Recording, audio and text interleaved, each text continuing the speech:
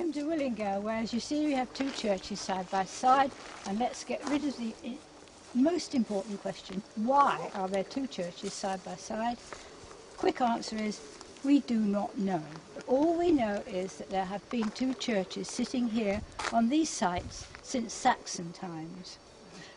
There are stories. There are 6 other places in England and Wales where they have similar setups. The stories, I'm sure you all know, there's two sisters. The two sisters wanted to build a church, and they couldn't agree on the style, so they each built one side by side. Second same fable is that there were two sisters.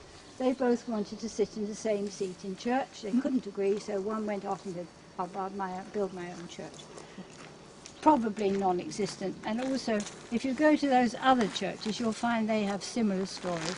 So back to basics. The question I'm always asked is, why two churches? I do not know. So now I'll tell you what I do know about the churches. And please, I'm not an authority on anything. I've only picked it all up, and certainly not on architecture.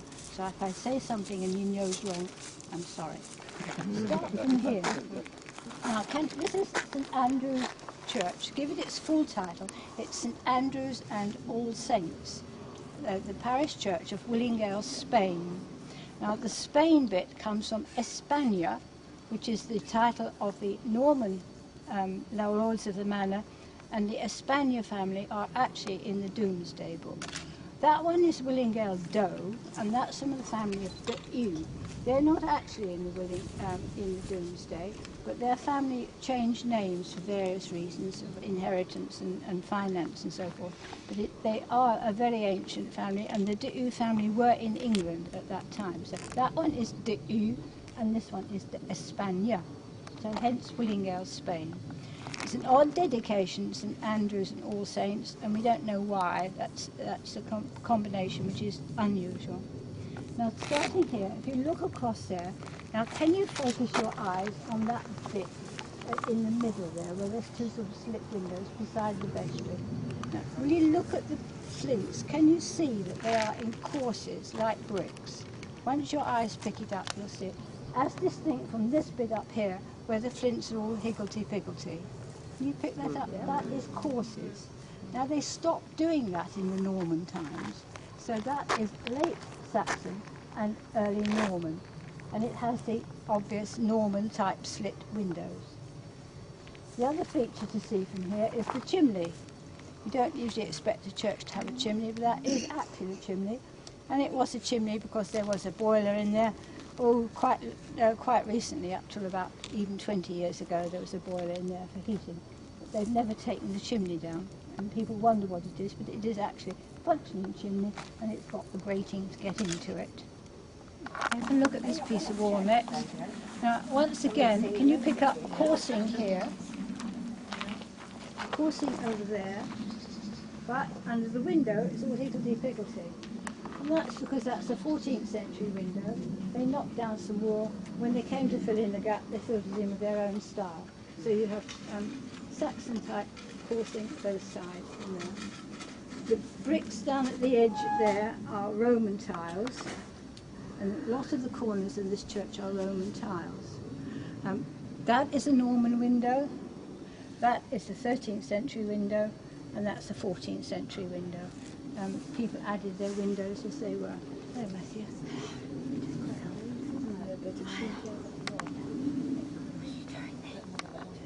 Roman bricks all the way around the doors. The rest of the church is flint and rubble filled in between. And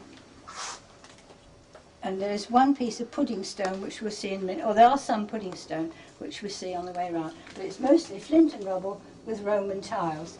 Now, there's a lot of Roman evidence around here. There is a vase which was found, a beautiful vase was found opposite, and of course there are cremated remains were found in one of the barns, Roman cremated remains. And so we go into the church. The first thing you see in the church, you should do normally, is you meet the font. The font being associated with purification, initiation. As you come into a church, you would have had baptism. Some churches have a baptistry where you actually walk through the water, but here you go straight in, and the font, 14th century font, is straight ahead of you. So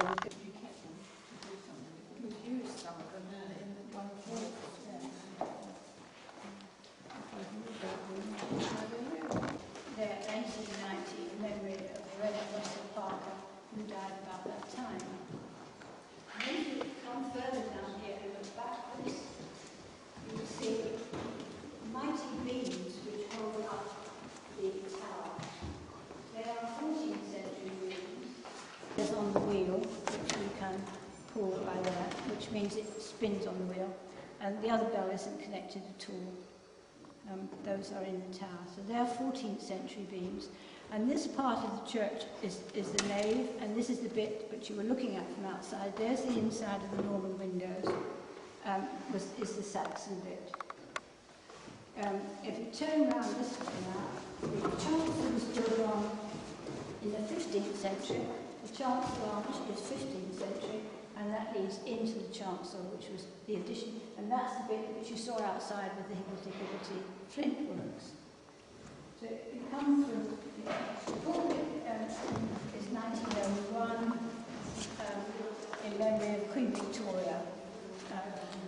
This family, the Brockets, they were at Willingale, Spain. They were in law, and I know very little about them. They had a very poor history, and a lot of their children, as you can see, died young, and their family actually died out as far as the males were concerned. And so their names were changed very often. They're odd names like Staines, Brocket, and Staines is another family. The names were changed to fit in with inheritance. You know, he said you could inherit this estate providing you change your name and use the name of Brocket and use the Brocket arms, which are at the top there. The gravestab in the middle is a Markham, and he was a stationer in London and a book publisher, and he was married to one of the Brockets. His wife was Elizabeth Brocket from that family. They died out in 1907, when the last Miss Brocket died. A lot of the time they actually weren't resident here. If you look at censuses and things, you find that the Brockets were not here. They do have a lot of association with Rye in Sussex. The original fellow was a lawyer, which they raised money, presumably. You need to come up and see this on your own. Up here, there is the scratching. It's really, I mean, modern term would be graffiti. There's a bishop up there where my finger is, and it's down here. There's lots of bows and arrows and things. This is a 15th century graffiti. In the 15th century, somebody got up there and did that bishop. So have a look at that one in a minute. Now, if you look up here, there's another bishop here, and bows and arrows, and you need to do it when I've gone. So that's the 15th century graffiti. Now, I'm sure you remember that this church was the base church for the Americans when the airfield was the other side of those fields. 15 years ago, there was a reunion. Some fellows came back, and they came into the church, and they did what I'm doing now, and said, have you ever noticed MD 1944, USAA Air Force? So we have 15th century graffiti, and we have 20th century graffiti in the same place, which is rather nice. It's one of the armourers, the fellows who actually put the bombs on the plane, and he's drawn his insignia there. So there you have the scan of the years. And it's the 15th century piscina. What happened was that in the Holy Communion service, or the Mass as it was called then, any wine or water that was left over that had been consecrated was poured into the piscina to go back to the earth. And so it returned to earth. So very often where there is an altar, you will find a piscina, and that is a piscina or a drain. There were two more in the big window down there, two more down there. They've been filled in fairly recent years, which indicates that there was probably an altar down there as well, which is not unusual, but it's quite often that a family would have an altar in their parish church, and they would get a travelling priest or a chaplain to say Mass for their relatives at the side altars. And of course they didn't have seats in the chairs or in those, they just had benches to sit on or around the edge, so they could have altars at the side and it wouldn't interfere with them. But of vital importance is this altar. In about 1550, Edward VI, there was an edict went out. It was the time of the Catholic Church of England, business changing and so forth. All altars should be destroyed and replaced by tables, and people receiving communion should do so round a table. And very often they would have a table in the middle so that everybody sits around it. If you've been to St. Osyth, they have a particular circular rail in the middle where they would distribute the communion. So all altar stones were ordered to be destroyed. Well, Willingale, Spain were crafty. They buried theirs under the ground here. And in 1890, when they upgraded the chapel on the death of Russell Parker, they found the original altar stone, which means that that has been there since Saxon times, which you don't see a lot of those about. They reconsecrated it. It has 5 consecration crosses. The other one, the back ones are under there, one in the middle and 2 at each end, and repaired the bit at the end. But you don't see them often. And if you do bring anybody in, you just peel back the cover and you can see it there.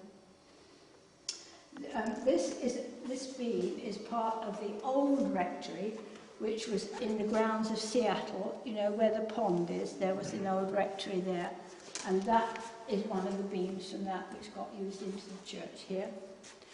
The inscription along the back is, each of the words means Jesus, and the roses in the middle are the Rose of Sharon, after the Bible, first chapter of Ecclesiastes, I can never say that, Ecclesiastes. I am the Rose of Sharon, said the Lord. And that's that. It's also a tribute to Russell Parker, because this was upgraded when Russell Parker died, who was a great rose grower, apparently. At the same time, the inscription on the up there, that was put in at the same time. And all of this reordering done around 1890 was done under the supervision of a man called Ernest Geldart, who is very famous. So if you go to Little Brick Braxted, there's a fantastic church there. He was into the Oxford movement at the time when they were making church services and the churches more beautiful. And they went over the top with decoration, and there's not a spare inch on his walls to not decorate him. Luckily, this is early in his career, and this tile work is very much Geldart's work and his inspiration, and he directed it. That up there is, I have to look at my crib for this, it comes from the Te Deum, which is in a prayer book, and it's about the noble army of martyrs, I think, comes up. Glorious company of the apostles is up there. It's followed by the goodly fellowship of the prophets up there. Comes across to the noble army of white robed martyrs there, and all the world of heaven and earth shall praise thee up there. There's a little bit more in the vestry. The vestry was Victorian and was put on at the same time as this upgrading, and around there it's got Psalm 133, verse 9 in there. May thy may thy chosen priest be joyful, is in the vestry there. And so that's the Te Deum. And there we are. What else have we got to see in here? These windows here are mostly 15th century, and this chancel actually is more 15th century than anything that's added on. There is a bricked up north door there. Probably bricked up because there was a great deal of superstition. It was the evil spirits lived in the north. You will often find a north door blocked up, and it was not the done thing to be buried on the north side of the church. So they probably blocked up their north door. The actual locks and ironwork on this door are extremely ancient. Some of the hinges there are thought to be 15th century. On that door. Ceremony through the ages, the rector's lost sons. And here there are 2 little brasses down here. They've been stolen, but there are 2 little brasses. And they are 2 sons of the Reverend Bartholomew Keller, who was here from 1607 to 1614. Now the interesting point about that is that his Reverend Bartholomew Keller was Scottish. He married a lady called Esther Inglis, who was French. Her family having fled from France at the time of the St. Bartholomew riots and established themselves in Scotland, where her father set up a school. She herself was taught calligraphy by her mother, and she was so good at it that she became a calligraphist to the King James in Scotland. She actually became nursemaid to the 2 princes, and her calligraphy work is now known throughout the world. It's in the Bodleian Museum, Danish royal family, and Norwegian royal family. Our royal family have some, because she is so clever at it. There are some photocopies down there. Another nice thing is that she did miniatures of herself in her work, and so we actually have a photocopy of a miniature of herself. So if you look at her with her little hat on down there, you can imagine her living across the road in the rectory, down there by Seattle, coming up and down the street looking like that, and sitting over there at night with a candle doing this minute calligraphy, because she specialised in miniatures, and most of her work is only that size. The photocopies down there are actual size of ones in the British Museum, and they're incredible. She has now become the icon for some American calligraphist societies. I was doing this thing one day, and a lady joined on. She had come all the way here to see where Esther English had worked. She knew an enormous about the story. And she said, we call our society the English Society, the Esther English Society. She said, we've had a convention, we have produced a play and directed it. She said, and we've got the T-shirt. She promised to send me one, though she never did. So she said, Esther English. English, E-N-G. I-N-G-L. The ironwork is not later than 1110. It's obviously been replaced onto fresh timber. So of course with the ironwork, it's been dated and dated partly by the style of the work. We've had all these different stories. It's good to get the truth. There's the pudding stone. Can you see it on the corner? Oh, yeah. And once you've seen it, there's some more around the back. Stone cone. It's a bit like septaria, which occurs in the estuary around Colchester. The pebbles sort of embedded in that down there. And you see more Roman tiles in all the corners. You can see the coursing again here. There's no pudding stone up here.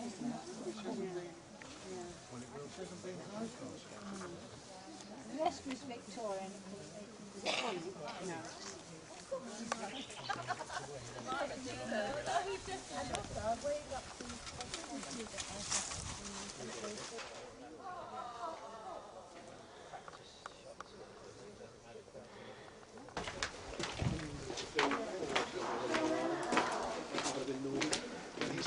Very well. Yeah.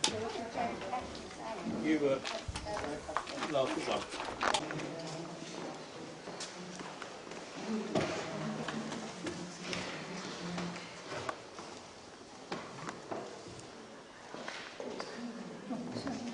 This is St Christopher's Church. This is our parish church. I've got to tell you that that one is redundant. We don't have to maintain it. It's in the care of the church's conservation trust. We keep it generally tidy and clean and open it and shut with ours every day. But this is our basic church, which we have to maintain, in which we have our services. And this is the parish of St Christopher, Willingale. I might mention here too that, of course, because of all the churches in this area being combined, this really is the parish church of St Christopher, Willingale, with Shellow Bowes and Berners Roden, because they have all been combined. As you know, we do the services around the 4 often now. We haven't got a rector at all at this time, Graham having retired. Now, this church, that one is interesting architecturally. This one has got very little architecturally interesting features. It's been built over and redone time and time again. But what we do know is that the first church, stone church, on this site was built before 1200. And the reason we know that is there's some rather lovely litigation procedures, which is typical, isn't it, in a village, you can just imagine it. And apparently what the story is, that in those days, monks would travel out from the monasteries, which were quite often sited in London, and go out and minister to the parishes in the country. And they would settle down for a few years there in Willingale, and then move on. But apparently Brother Lawrence came out here, and he replaced the then wooden church with a stone church. That sounds easy, but it must have taken a long time. If you think of the logistics of getting the stuff here and building it, that must have taken over a period of years. But he destroyed the wooden church. And I always say he was our first vandal, because if he'd left us the wooden church like Greenstead, we'd be in the money, wouldn't we? Because Greenstead Church, you know, everybody goes there to see it. But unfortunately, this brother knocked it down. So we do know, therefore, that there has definitely, this is the evidence for two churches being here since Saxon times. There was the wooden one, which was replaced by the stone one. What happened after that was that there were a couple of Williams, and their brother William, and then a brother William Folifont, and they all came and took their time. And when the church had built, the local landlords gave some land to the church, which is called glebe land, and that was for the priests never had a salary in those days. They had to live off the land that went with the church. So either they farmed their land and drew tithes from the local farmers, or they put it out to someone else, like bailiffs, to run the land for them. Well, one of them let his land out to a family called Esther Krutwich and her father, and they farmed the land, and they went on farming the land for the next rector and the next rector. And when the last one came along, they said, oh, no, that's not church land, that's our land. Now, doesn't that sound familiar? No, we've been farming, it definitely belongs to us. And the other villagers said, oh, no, it doesn't, it belongs to the church. And they edged on so that the then rector went to court and claimed the land back. So we have the litigation procedures which dates all this happening. But I think it's so typical of a little village parish. You can imagine this happening. Ooh, it's not really their land, you know. So that's how we know that it's Victorian. Now that piece of the church over there, the north aisle, is Victorian. It was designed by Joseph Clark, who's a very famous Victorian man for building a lot of churches at that time. When there was a lot of expansion of population, he built churches throughout, and Joseph Clark designed that.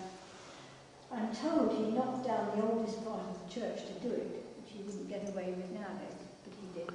And I think it's sad, really, because it would be nice if we could have that glassed in. It would be much warmer than it is in here, heating that great big place. But never mind, they did their best. And that was put up in 1853. Here, you only have old features rather than old church.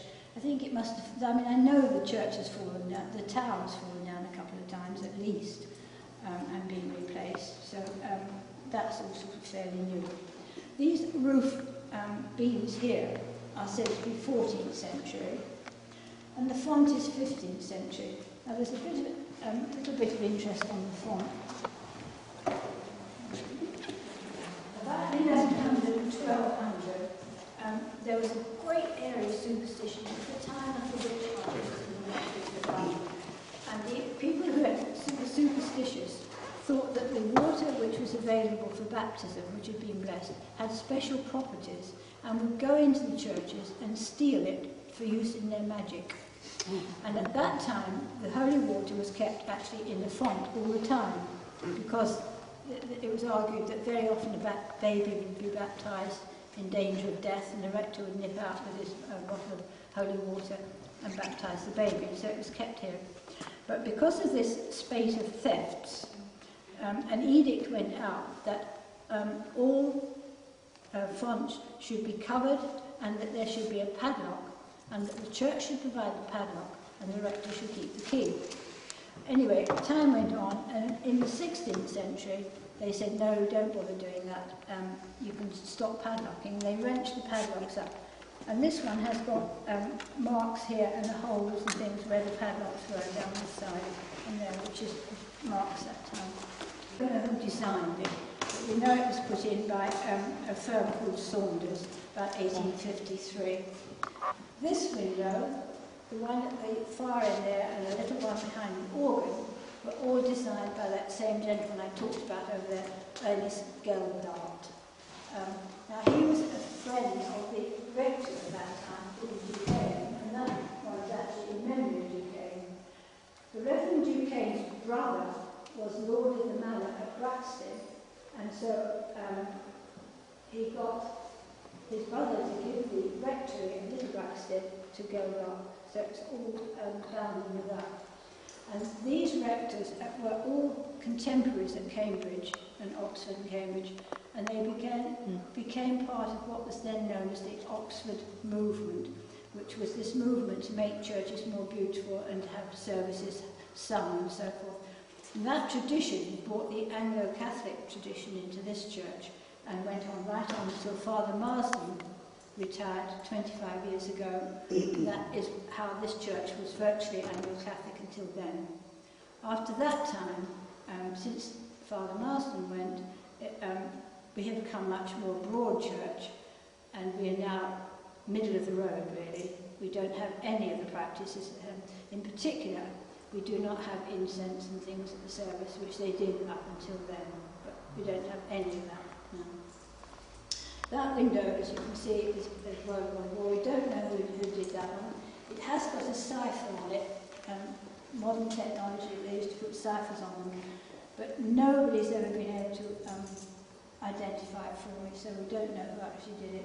But you see, there we go again. That was the son of one of the rectors. So he lost two sons in the war, that one and another. This helmet, this helmet used to live up there, many, many years it lived up there. And then sometime before the war it was stolen. I suspect it was local teenagers or something. Anyway, about 15 years ago it reappeared in the church, which had a little note on it saying, "Return to Willingale, I'm sorry." But I have asked around a lot because I suspect it could have been easily done by a couple of, lads standing on the flat and hitting it down. And it looked as though it had been somebody's garden shed. It was full of rat droppings and so forth. So but nobody's ever let on. But I have a feeling it might have been somebody local. Anyway, it's not particularly brilliant. It is actually well made. The man who saw it for us said it's well made, but it was out of date by the time of the Civil War, and most of it was being used because when they buried a knight, they would put on the coffin one of these helmets, so it's mostly done duty as a coffin ornament rather than any war fighting in it. So that's that one. Now, the altar here is a table, and it was put in 1920 in memory of Reverend Colvins, one of his friends who was killed in the war, so that's all modern. We don't know the date or who designed the altar frontal, but the colouring is done about 1970s by Christopher Colvin's brother, who did that for it there. That's around now. So that is the oldest stonework window. The windows have all been here since the 14th century, but they've been renewed, as you can see. And if you look outside, that one is very crumbling. But these have been, some of these, of course, had to be repaired after the war. Those two certainly had war damage. What's the sanctuary one, John? That thing. What is that one? We've just had it. All these have just been rebarned. That's from the bottom. Yeah, it's Tony and Henry's mother, who fell off her horse down here by the cottages and died when they were about 4 or 5. Yes. Anyway, before school age. Anyway. Not Barbara Bosworth, or you wouldn't know Barbara Bosworth. It wasn't Barbara Bosworth. It was Frederick Bosworth's first wife, who is the mother of Henry and Tony Bosworth. Yes? And that was put out there when she died. It's just been all re-lacquered and re-cleaned, and it's also been counterbalanced, so that it now goes up and down. Good. It didn't before, and it does now. And they've just been re-lacquered and re-cleaned, so they're getting a bit tatty.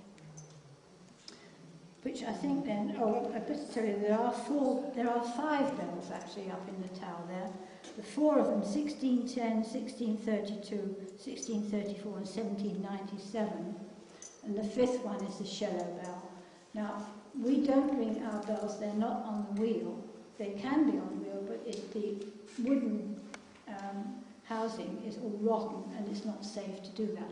But we have a special arrangement made by Mr. Roots, who used to live with the local coffin maker, etc., at Willow Cottage, it's called now. I think it was called Roots before, wasn't it? And these things go clap on the outside.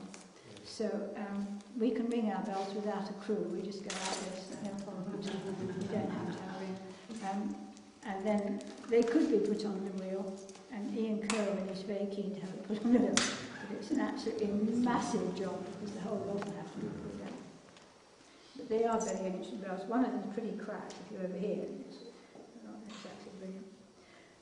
Our registers at both churches will go back, of course, to the very beginning of registers. That's around 1570. We haven't got them, of course. We're not allowed to keep them after 100 years.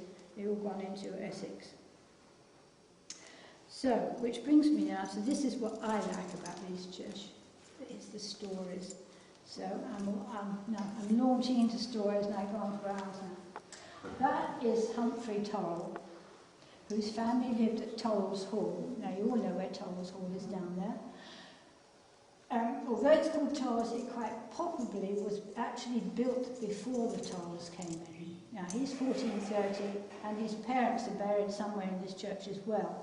So we're going back a very long time, and if you ever get the chance to get into Torrell's Hall, do go, because it is absolutely magnificent at the back, the old part which was there before their family came. He was sheriff of Herts in Essex around 1430. That is, these have all been stolen. That one is of the Beauchamp family. Now the Torrells married into the Beauchamp family, and they went on then to found the dynasty of the Tudors. So the connection here with the Tudor king and queens is that the Torrell family married into the Beauchamps, and the Beauchamps then went on to found the Tudors. Okay? The Torrells sold out to the Jocelins, and there's a brass down here to one of the Jocelyn family, and she is the daughter of Sir Thomas Jocelyn. Now the Jocelyn family is famous because there was one called John Jocelyn, and he was a naturalist. He sailed from here in 1638 to go to New England in a boat called the New Supply with 48 crew and 184 passengers. And they sailed out from London. They were not refugees, they were nothing to do with religion. They were in it solely for the money, because these people invested money and then had the right to trade with New England, such states that are there. And he was, they signed the patent with a man called George, who had all the trading rights of that part of the country at that time. So, John Jocelyn and his father Thomas Jocelyn went out from Torrell's Hall and went on a boat to go to New England. Now, that's a start, isn't it? 5 days out, one of the crew died of smallpox. Now imagine being on a boat with 184 passengers, etc., going to New England. They got to the Scilly Isles and they would be calm, so they were held up. So of course, he wrote the book about it, that's why we know. 11 days after the death, which is exactly the incubation date for smallpox, other people became sick. In other words, those who had not got immunity developed smallpox, and many of them died. And it's recorded in the New England journeys that the New Supply arrived with a very sickly crew. They were kept in quarantine for 7 days, but many of them died. John Jocelyn survived and came back to England. And furthermore, later in his life, he went again and came back again. And the Americans reckon he died here in this village. Now, we can't prove it at all. There is a John Jocelyn recorded as being buried here, but there are no monuments or no gravestones anyway left visible to John Jocelyn. He is important because he was a naturalist and he described all the natural history of New England at that time and wrote about it. So if you put into Google now John Jocelyn, you'll come up with all the works of the local history and local naturalist society in New England to this day. He was the first person also to describe in print the festivities of Thanksgiving. He also appears in one of Longfellow's poems because John Jocelyn went out looking around the grounds and he found a hornet's nest which he thought was a pineapple. Don't ask me how, but he thought the hornet's nest was a pineapple and he bit into it, which didn't do an awful lot of good. And that is partly in his book, and also it's in one of Longfellow's poems, which there's a quote from down there. So that's John Jocelyn and Sir Thomas Jocelyn. The old man died in New England, he didn't come back. John Jocelyn's brother Henry Jocelyn became very high in the law and was one of the main legal people in the new estates of that area. The Jocelyn's then sold out to the Wisemans. Here we have the Wisemans Memorial. The bottom one is Sir Robert, who died in 1641 and left £100 for this monument to be put up. And it is a bit special because apparently at that time, if you wanted a monument, you could go in mail order, so to speak, and say, I'll have one with the sword on the left or the sword on the right. But this one, he designed himself. He left very strict instructions as to what it was to be done. His brother Richard was to do it, and he was to do it within 1 year. No messing about with Robert. He was not married, and this he directed should show his father up there. That is Sir Richard, who was a goldsmith and was sheriff in the city of London. He was never Lord Mayor, but he died the year he would have been Lord Mayor, so he probably wasn't up to it. And that is his mother, above there.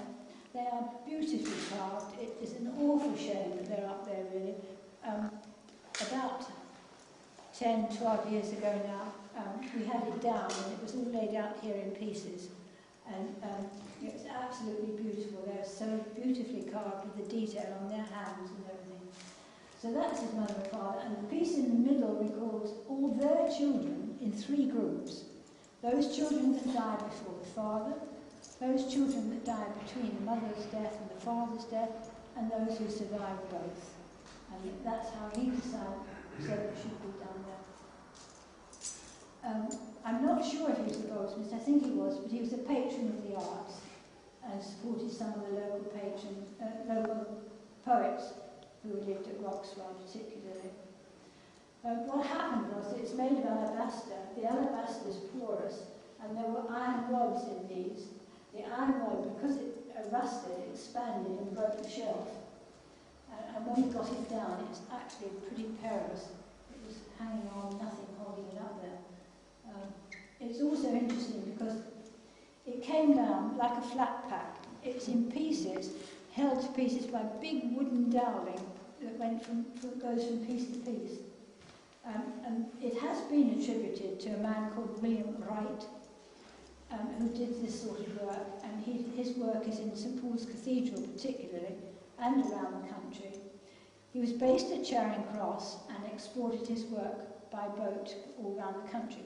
So what we reckon was that all these pieces were put on a boat at Charing Cross, down to the Barking Creek, up the river rolling in flat-bottom barges, and then horse and cart up the hill to get it here, and reassembled, which is quite fun, isn't it, I think. They measured it all wrong, look, and they had to chip a bit out the wall up there to make it.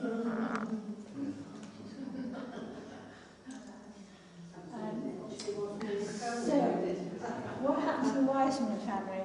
Well, his brother inherited it from him, that was a Richard. Then there were a couple of other Richards. And then the last Richard, they'd lost all their money for some reason, all their money had gone. We're talking about 1680 now. And the last Richard, the young Richard, they all call them after their father, which I find very confusing. Anyway, the last Richard, the only way to make money then was to marry somebody very well off. So they married off the last Richard to a girl from Hatfield Broadoak, with a good family, got a very good dowry, paid off their own debts, and bought an annuity on the girl's life. And what did she do? She promptly died. So that was that. by which time his father was also a widower, I think for the third time. And young Richard was there, and neither hasn't got any money. Nobody would want to marry these two hard-up people. In fact, the older of the two actually went to court with a, what do you call it when you break off an engagement? Sued them for breach of promise. Sued a woman for breach of promise. He didn't make it stick, but he did sue her. So young Richard is there. Now the other way to make money was actually to join the army and get the king's favour, and they would give you money. So young Richard went to his godfather, who was at Screen's Lodge. Sir John at Screen's Lodge was the godfather to young Richard. He took him to court and got the king's permission for young Richard to join the army. Got all his beautifully illuminated addresses to take with him. Then he had to look for a fight, because he got to go to war. And the nearest war was where the Germans were fighting the Turks in Budapest. So think about this. Young Richard got on his horse down the road and he went to Budapest.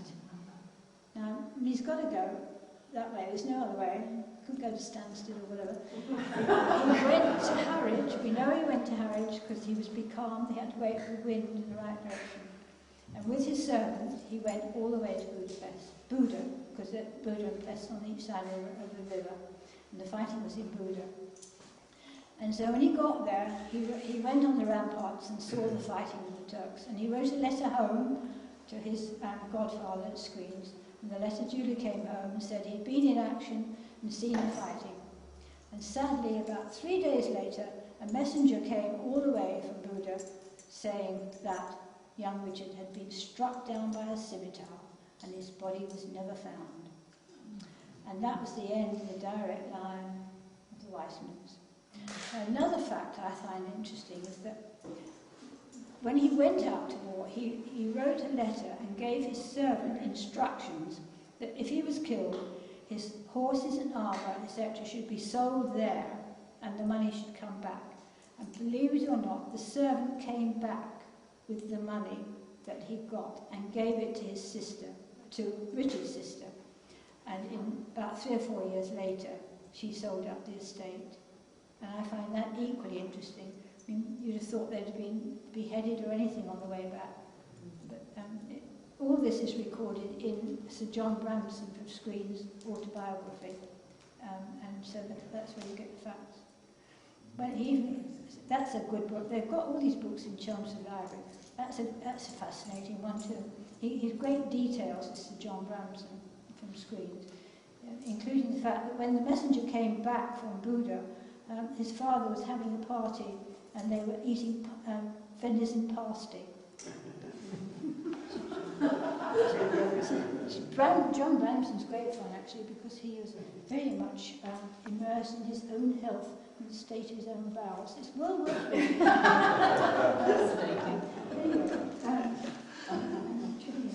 This glass down here is one of the Torres family. And the particular interest here is that it is a palimpsest. A palimpsest means that it's not only engraved where you can see, but is engraved on the reverse. When they took that down, that was coming off anyway, so we had it up and we took it off now. To explain that, it's on here. In other words, they were rectangles. There's one at Chigwell. If you ever go to Chigwell Church, there's one to Archbishop Harzenet in Chigwell. It looks like that one there. And so all in Flanders, they were all like that. Then there was religious persecution, and an edict went out that these must be ripped up. So they ripped them up, and the entrepreneurs didn't just destroy them, they exported them to England. Principally, I gather, through King's Lynn. It was the port, presumably, where the boats were coming across, and they did.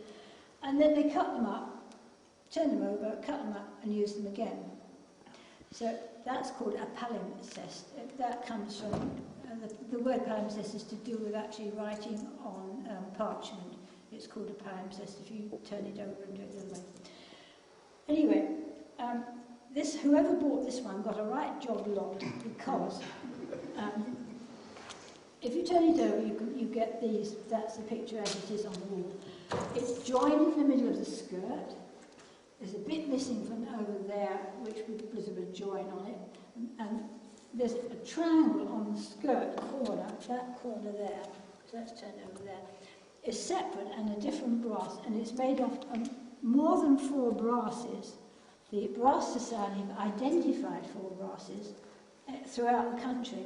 There's other parts of this same brass, one in Harlow, one in one of the Oxford colleges, and one down in Suffolk, and a lot more of it hasn't been identified. So in other words, the bits of that square that they brought over, scattered around England.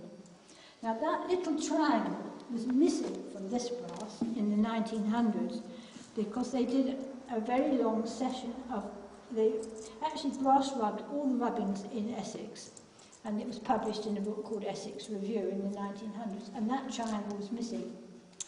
Now when we took this Wiseman Memorial down, we found the triangle up at the top behind those 2 figures. And I had this vision of some little old lady being sent down here by her mistress to clean the brass. It caught in her duster, and the little triangle came up and it stayed there for 100 years before. It shows how often you dusted it, doesn't it? And so the triangle went back in. But also, if that's how it lies on the ground if you turned it over. But you can see if you put it together, you can fit it together with some of the pictures will fit together. There's a flail there which was used for chastising people, and that's a different one to that. So that is that, and so that reverse brass rubbing is what's recorded by the door. Okay, so that's a palimpsest brass. I think that's about it from around here. The slab must have been moved when they built this onto that. But it's an interesting slab. There are 2 people in it, or a lot of people in it rather. The rector of the parish was then called Thomas Fuller, and he was at college with Pepys, Samuel Pepys, and he does appear in Pepys' diaries. There are 2 Fullers in Pepys' diaries. He's not the admirable Dr. Fuller, but he is a Dr. Fuller he was very good at telling ghost stories. He was very clever, and he was a prevaricator, which was someone who had to prepare a very complicated lecture, humorously as well, and deliver it in Latin, and that was Reverend Fuller was one of those. Pepys went to hear him in a church and said he preached neatly. So there's a connection with Pepys there. Dr. Fuller's daughter married a man called Clopton Havers. Clopton Havers was a pathologist, and he was the first person to describe this minute structure of solid bone in any literature, and it is called to this day the Haversian systems.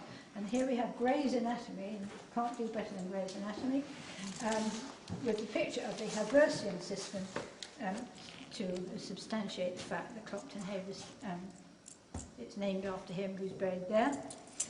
All his children died, and it's an interesting tombstone. It's not easy to read, but I will read it out. Does this strike you as odd? This is one of his children. Elizabeth was born on October the 22nd, 1692, and she died on March the 24th, 1692. Right? And you know why? No? The calendar in the old days used to start on Lady Day on the 25th of March. To 25th of March. So had that child lived one more day, she would have then died in 1693. So it was changed that in there. So it's quite fun to give the children this something to do. She died before she was born. Which I think is the end of my tour. Mr. Kinsey did the Willingale crucifixion. You can pick out a sort of cross in white, and then the fields around it represent the 4 seasons of the year.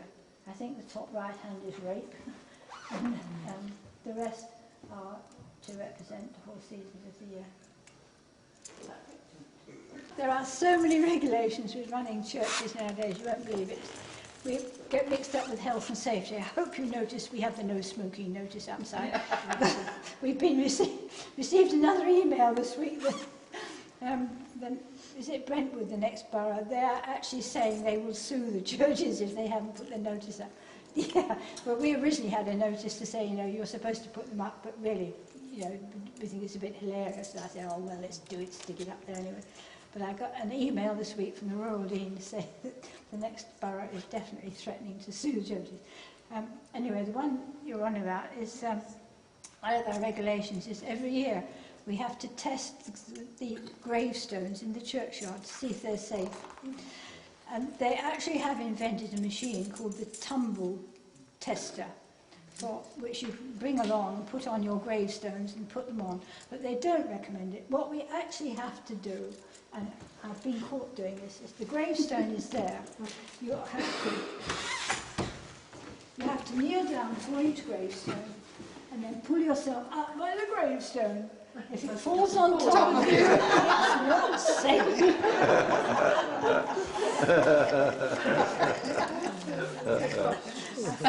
I was caught when I died for the right job.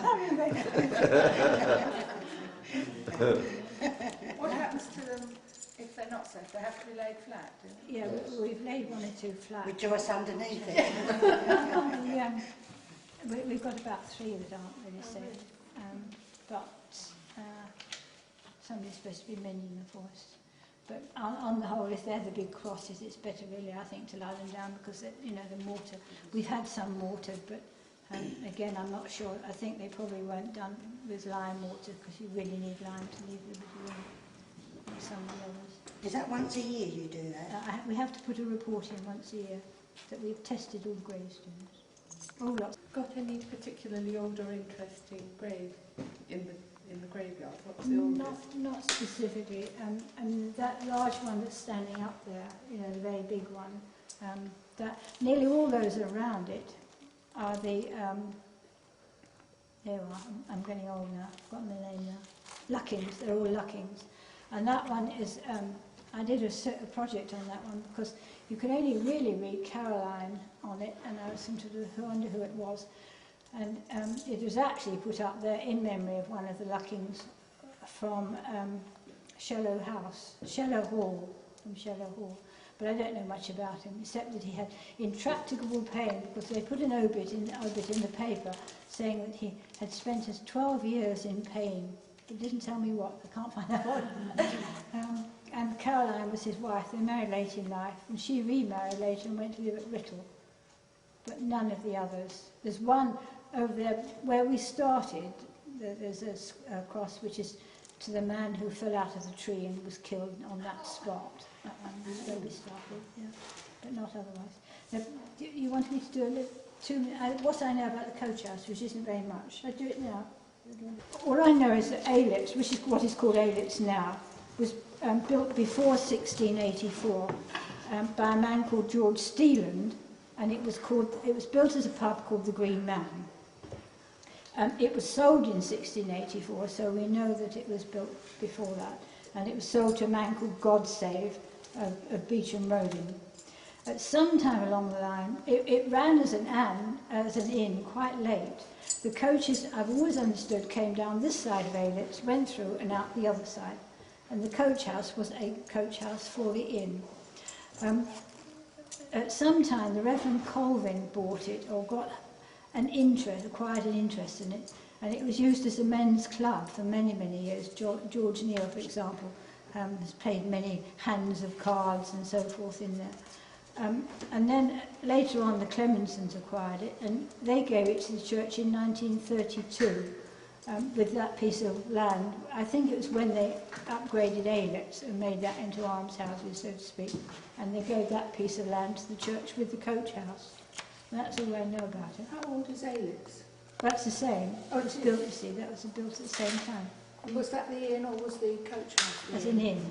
No, the coach house. Aylitz was the inn, Oh, right. and later on it became a shop. If you stand outside Aylitz, you can see that the middle of it has got an appearance of a shop. It's got the two, and it had a very deep cellar. Until recent years it had a cellar. But I don't know any more about it, I'm afraid. I know that the goodwill from it was sold eventually in the 1880s, I think, and the man from the bell bought the goodwill so that nobody else could use the name. I don't know any more about that. For these two churches, which were the rectories? Willingale Durham is is the that big one, one, and Willingale Spain is this one down Jim here. Clemenson's house. Yes, and that replaced the one which was actually where Seattle is now, by that pond, you know, within the, Yes. On the garden. which is how I'm going on a bit, how I date our maltings, because when the Reverend Kello came there, the terrier says that he owned a house and some glebe, and I think a brew house. Anyway, he went on in 1614, and when the next man came, the next man had got a maltings. So I reckon the Reverend Kello, being a Scotsman, built the maltings, which is, you know, the 6 houses where I live. So that's right, yeah. The book club has been reading a book this month called Workhouses in Essex, Oh, and it gosh, it's wonderful, mentions isn't it? yes, and it mentions that there was a workhouse in Willingale. Willingale. I know, and I cannot place it. Oh, you can't? I have tried every way to find that. I thought it could have been your house because of the way it was No. built. Oh no, It's obviously the odd bit on mine is Victorian. Oh, right. If you look at it, you come along 6 houses and then the other bit goes the other way. That's Victorian. Yeah. So, I think that is it now, isn't it? Thank you, Joyce. Thank you, Joyce.